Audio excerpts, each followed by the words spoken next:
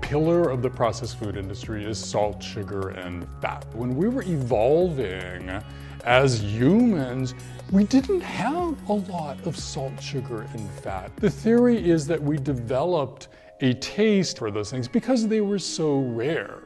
The processed food industry has tapped into our biologically liking for these three ingredients and overwhelmed our ability to sort of deal with them.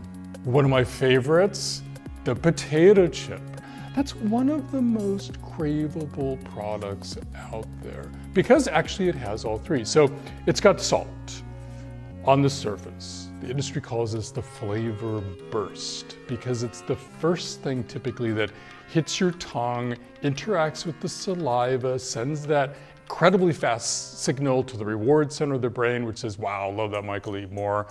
They're loaded with fat. The magic mark that the food industry knows when it comes to snacks is to have the product to be 50% fat for that luscious, irresistible thing called mouthfeel, that kind of melt in your mouth sensation. Potato chips are also loaded with sugar, not added sugar, but sugar in the form of simple potato starch, which gets converted to glucose. The reality is that when you take out salt, sugar, fat from many of these products, there isn't a lot left. One of the deepest secrets about the food industry is that they're more hooked on salt, sugar, fat than we are. I once went to Kellogg's and I said to them, hey guys, everybody wants you to cut back on salt in your product. So they brought me into their secret research and development headquarters, and they had made for me special versions of some of their biggest sellers, only this time they left out the salt. So we sat down to taste and we started with the Cheez-Its, but without the salt, we could barely swallow them. They stuck to the roof of our mouth because salt adds texture and solubility. We moved on to the frozen waffles, put them in the toaster, and they came out looking and tasting like straw because salt adds color and taste. But here is the most surprising thing.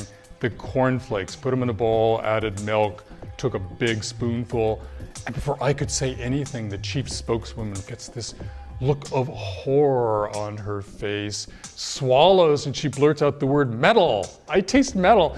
And the chief scientist is there too, and he starts laughing and goes, one of the really great things about salt for us is that it will avoid or mask some of the off notes, bad taste that are inherent to some processed foods, in this case of the metallic flavor of added vitamins or nutrients in the cornflakes. If you ask them to put more broccoli into their frozen Hot Pocket product, you get kind of this look of exasperation on the part of their scientists. It's really difficult for them to do. Can these food giants kind of play a significant role in this big movement that's going on now in the country, which is people wanting to eat better and healthier?